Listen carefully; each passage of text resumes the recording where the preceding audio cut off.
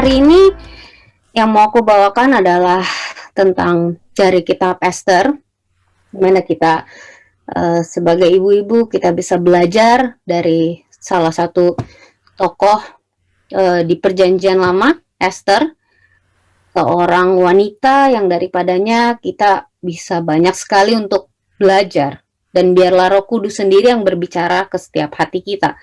Kita mau sama-sama membaca dan membuka pertama dari Ester 2 ayat 5-8. Pada waktu itu ada di dalam benteng Susan seorang Yahudi yang bernama Mordekai bin Yair bin Simei bin Kish, seorang Benyamin, yang diangkut dari Yerusalem sebagai salah seorang buangan yang turut dengan Yekonya, Raja Yehuda, ketika ia diangkut ke dalam pembuangan oleh Raja Nebukadnezar, Raja Babel. Mordekai itu pengasuh Hadasah, yakni Ester, anak saudara ayahnya. Sebab anak itu tidak beribu bapa lagi. Gadis itu elok perawakannya dan cantik parasnya. Ketika ibu bapaknya mati, ia diangkat sebagai anak oleh Mordekai. Setelah titah dan undang-undang raja tersiar dan banyak gadis dikumpulkan di dalam benteng Susan di bawah pengawasan Hegai, maka Ester pun dibawa masuk ke dalam istana raja di bawah pengawasan Hegai, penjaga para perempuan. Ya, kita itu pengantar ayat kita. Dan kisah Ester ini dimulai ketika Ester mengikuti sayembara untuk menggantikan Ratu Wasti, Ratu Persia yang dibuang pada saat itu. Raja Ahasiweros mencari seorang wanita untuk menggantikan Ratu Wasti. Ester yang merupakan keturunan Yahudi, dia diasuh tadi dibilang ya oleh Mordekai yang merupakan ponakan sebenarnya ponakan dari ayah dan ibunya. Jadi Ester sama Mordekai ini sebenarnya adalah sepupu, hanya saja memang umurnya yang jauh, jadi memungkinkan Mordekai untuk mengasuh Ester ketika ayah dan ibunya Ester meninggal. Kita tahu bahwa Mordekai itu adalah seorang yang percaya dan sungguh-sungguh takut akan Tuhan, dan saat itu Mordekai yang membawa Ester masuk ke benteng Susan untuk mengikuti sayembara itu. Mungkin nanti lengkap ceritanya itu bisa dibaca ya di kitab Ester itu.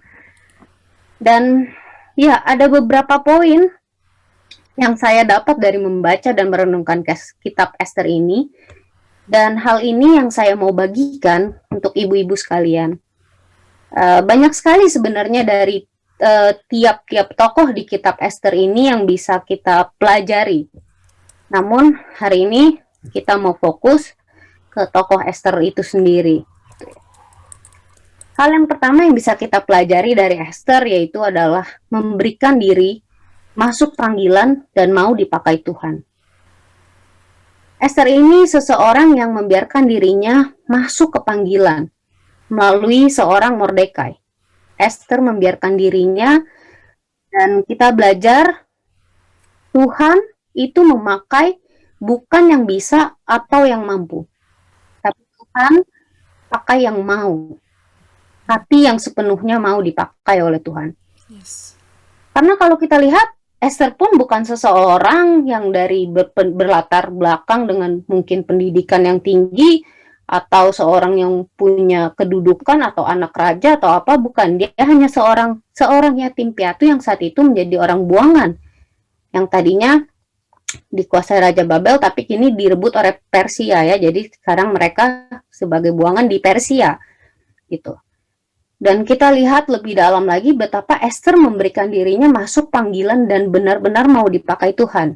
Dalam Ester 4 ayat 16, aku serta dayang-dayangku pun akan berpuasa demikian. Dan kemudian aku akan masuk menghadap raja. Sungguh pun berlawanan dengan undang-undang, kalau terpaksa aku mati, biarlah aku mati. Di sini kita bisa lihat bahwa Ester memberikan dirinya sepenuhnya. Tidak hanya meresponi panggilan, tapi bagaimana ia benar-benar memberikan dirinya sepenuhnya. Dia mau rela berkorban, dipakai Tuhan untuk keselamatan bangsanya. Dia rela berkorban bagi bangsanya. Dan yang mau saya katakan adalah gini, Tuhan pun memiliki panggilan untuk setiap ibu-ibu di sini. Dan Tuhan mau kita meresponi panggilan itu dan membiarkan diri sepenuhnya dipakai Tuhan, memberikan diri sepenuhnya dipakai oleh Tuhan.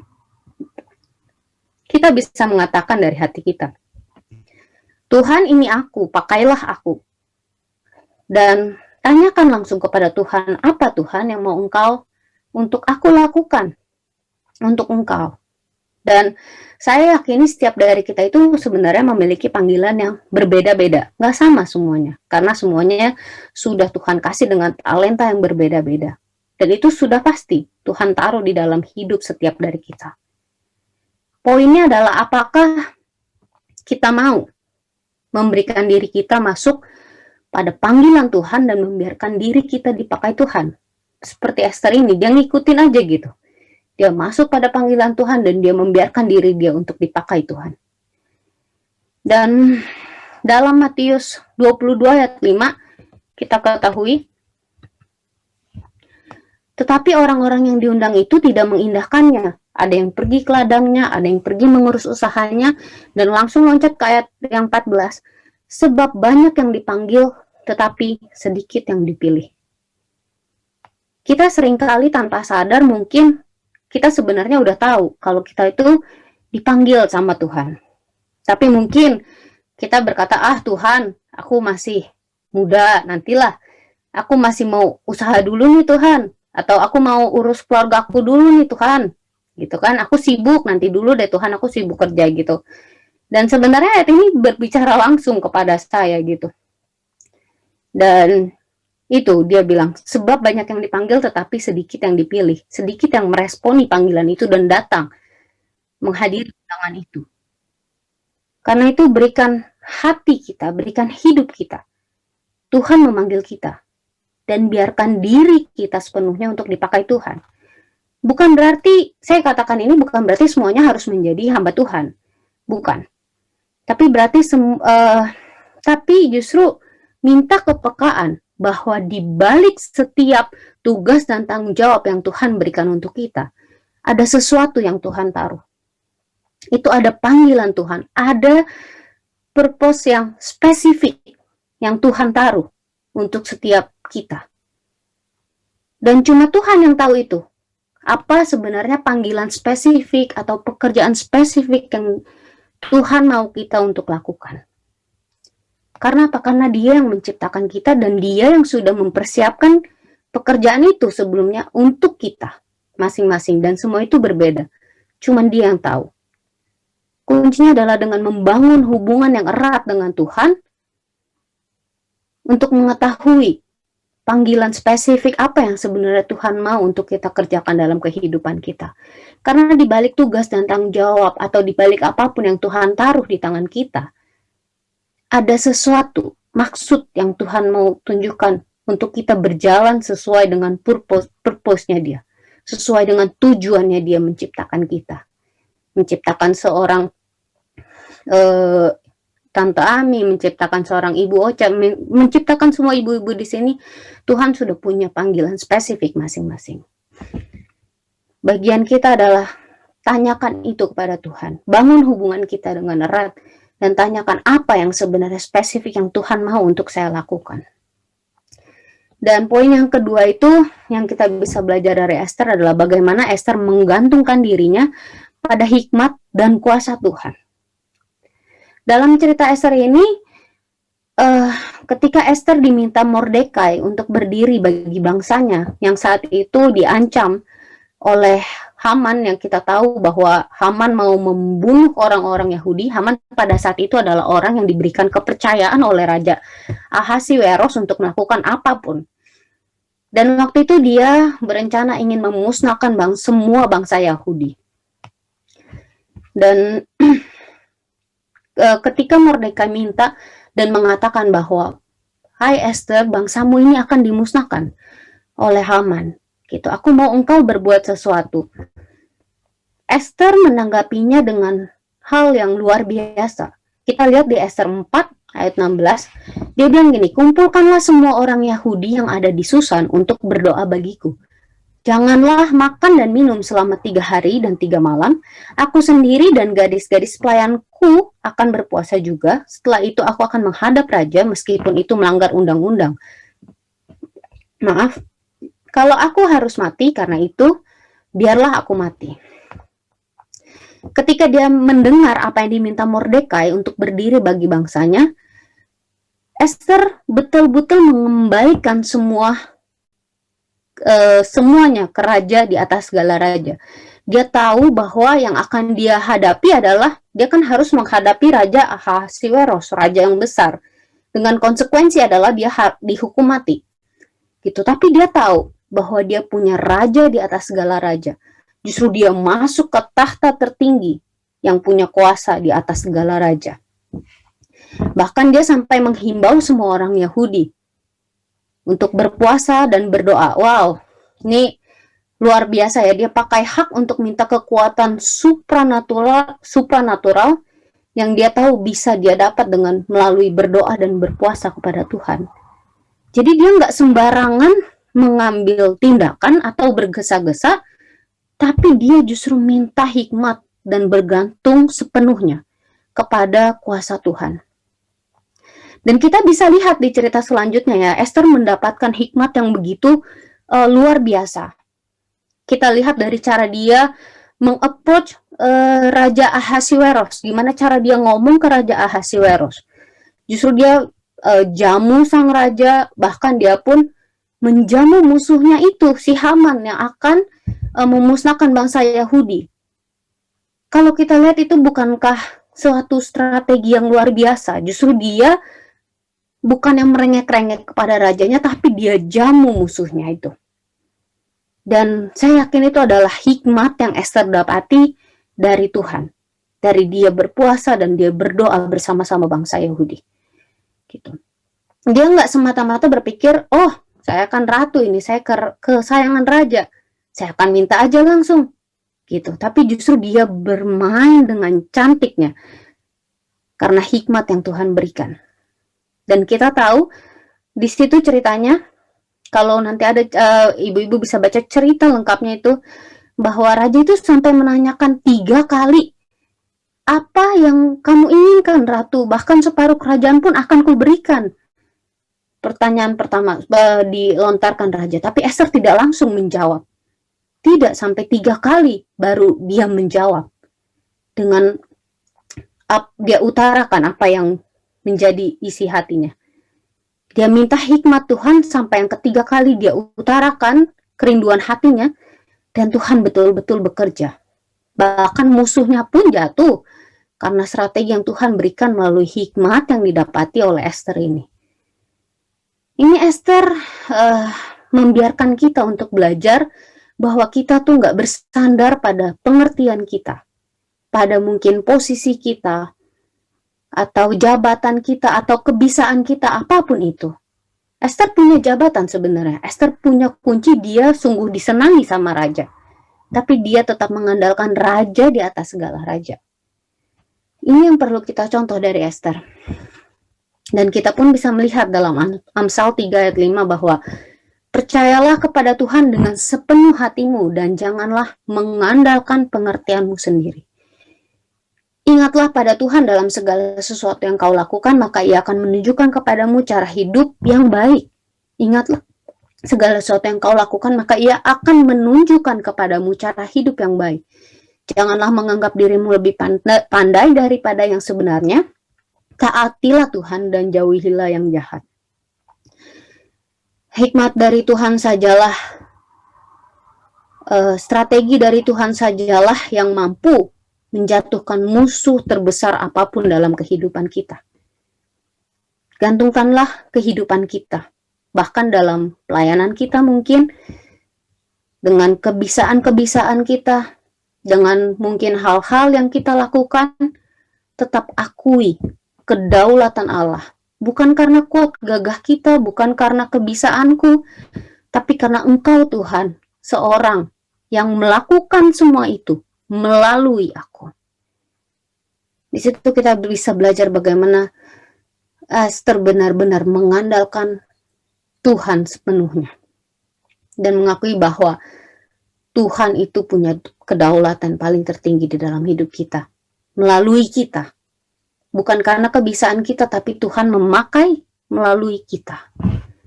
Dan poin yang ketiga adalah rendah hati dan mau belajar.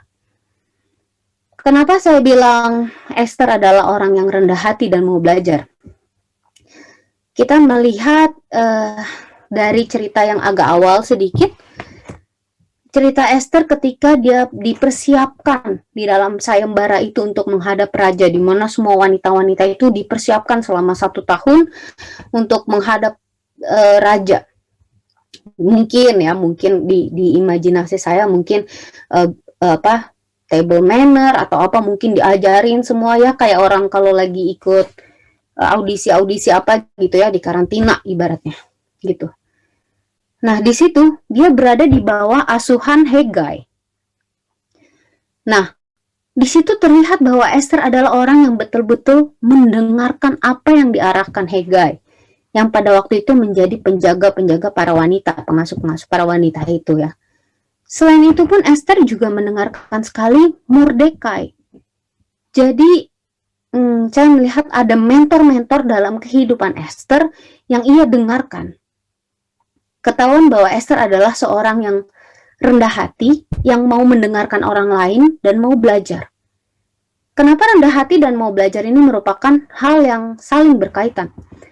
Karena hanya orang yang memiliki kerendahan hati yang mau mendengarkan orang lain, yang mau terus belajar. Ketika orang itu merasa tinggi hati, merasa sombong, merasa bisa, orang itu tidak akan belajar. Orang itu tidak akan mendengarkan orang lain. Jadi dibutuhkan kerendahan hati untuk mau mendengarkan orang lain dan mau belajar dari orang lain. Jadi dia nggak merasa dirinya sudah pintar, dia tidak merasa dirinya sudah penuh pengetahuan, atau mungkin sudah punya jabatan. Enggak. Bahkan di saat Esther menjadi ratu pun ia tetap menghormati Mordekai dan mendengarkan Mordekai sebagai mentor dalam kehidupannya. Dan ya, dalam Esther 2 ayat 15 kita lihat ya, ketika Esther anak Abihail, yakni saudara ayah Mordekai yang mengangkat Esther sebagai anak, mendapat giliran untuk masuk menghadap raja, maka ia tidak menghendaki sesuatu apapun selain daripada yang dianjurkan oleh Hegai, sida-sida raja penjaga para perempuan. Maka Esther dapat menimbulkan kasih sayang pada semua orang yang melihat dia. Wow, itu dikatakan bahwa dia nggak menghendaki sesuatu apapun selain yang dianjurkan oleh Hegai. Di ayat 13 sebelumnya, nanti bisa dibaca mungkin, lalu gadis itu masuk menghadap raja dan segala apa yang dimintanya harus diberikan kepadanya untuk dibawa masuk dari balai perempuan ke dalam istana raja gitu. Nah, ini kalau di imajinasi saya lagi ya, saya sempat bayangin mungkin wanita-wanita itu diperlengkapi. Jadi kamu mau apa nih? Kamu mau pakai baju yang mana? Kamu mau perhiasan apa? Untuk semua diperlengkapi untuk apapun, biar mereka mungkin semua berkilauan untuk memikat hati raja, gitu kan? Tapi di Alkitab ini Esther dibilangin, Esther malah nggak menghendaki sesuatu apapun selain daripada yang dianjurkan oleh Hegai. Betapa Esther ini begitu rendah hati dan ibaratnya dia sederhana, nggak banyak mau ya. Dia nggak seenaknya karena udah dapat kesempatan minta ini itu untuk menghadap raja, enggak gitu, tapi justru dia mendengarkan hanya apa yang disampaikan oleh Hegai, nurut gitu. Iya, saya mendengarkan kamu aja gitu. Dan dia sangat mendengarkan nasihat-nasihat orang yang menjadi mentornya, dan hasilnya apa? Wow, luar biasa di sini di ayat 2:15 ini. Esther dapat menimbulkan kasih sayang pada semua orang yang melihat dia. Wow, Esther ini benar-benar memikat hati banyak orang melalui sikap hatinya. Jadi dia nggak cuma cantik luarnya aja, tapi cantik luar dan dalam. Esther tidak hanya merendahkan hatinya di hadapan Tuhan, yang saya percaya adalah, tetapi dia juga merendahkan hatinya di hadapan manusia.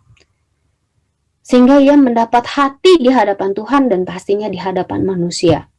Itu ketika kita merendahkan hati kita di hadapan Tuhan dan di hadapan manusia, kita pun akan dihormati di hadapan Tuhan dan di hadapan manusia. Saya pun melihat banyak pengalaman-pengalaman orang yang mereka memiliki kerendahan hati dan mau belajar, itu banyak memenangkan hati orang-orang yang mengelilingi orang tersebut gitu. Jadi mari milikilah kecantikan luar dan dalam dengan kerendahan hati dan hati yang selalu mau belajar. Dan Esther menurut saya punya sikap yang istimewa.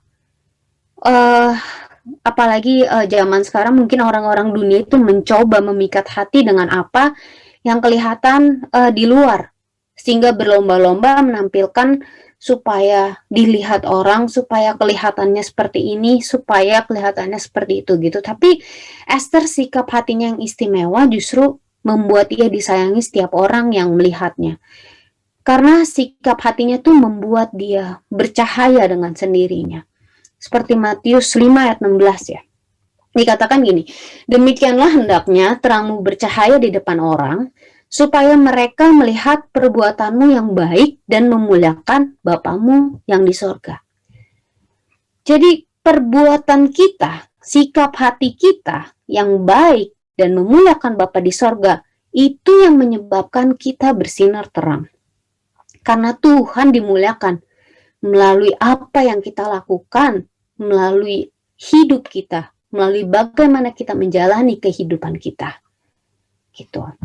Dan itu 3 poin yang saya sampaikan, saya bagikan pada hari ini.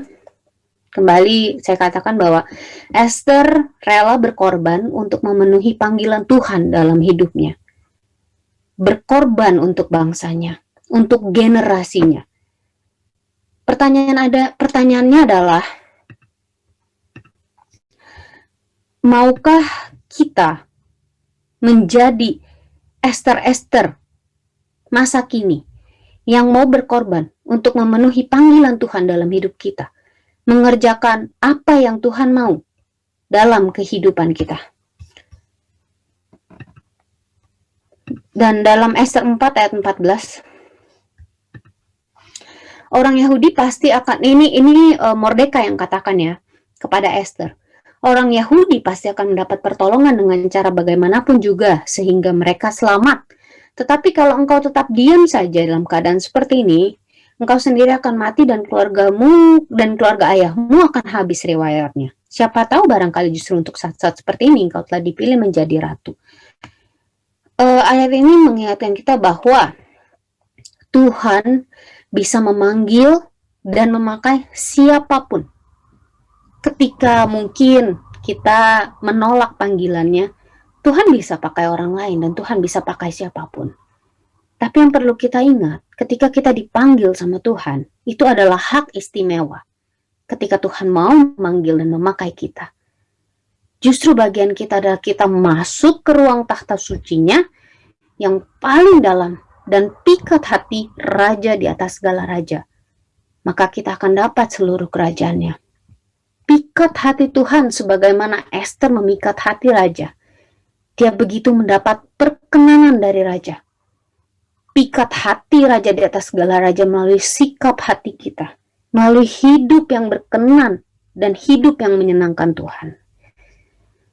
Tuhan hanya melihat hati yang mau. Yang mau masuk panggilannya.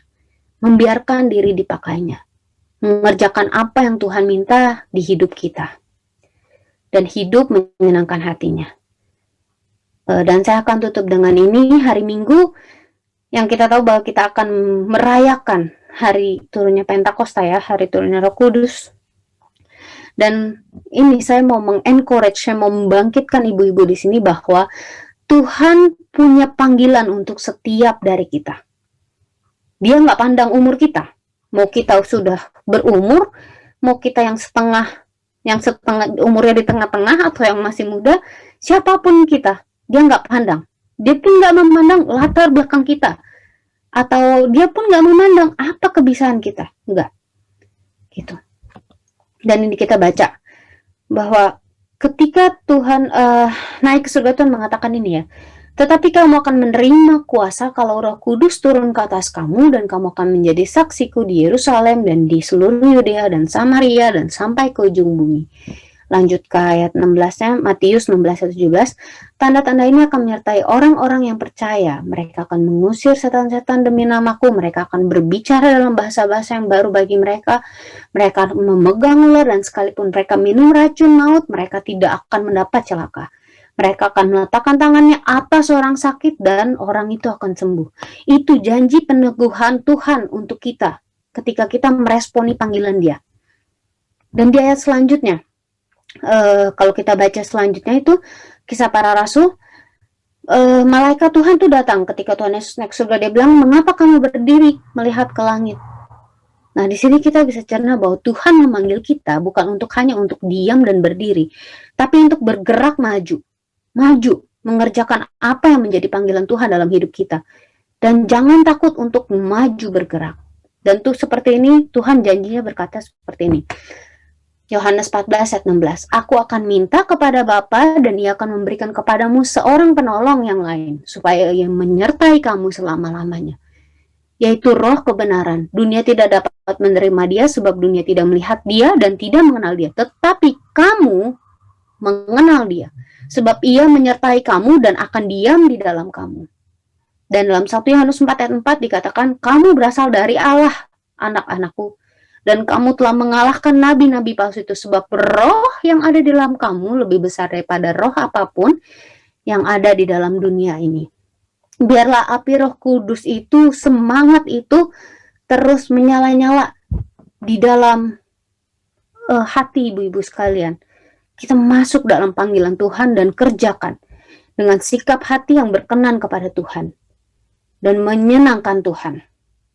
Dengan hidup kita yang menyenangkan Tuhan, dengan cara hidup kita yang menjadi terang, dan biarlah kita bisa menjadi Ester-Ester masa kini yang begitu disertai Tuhan.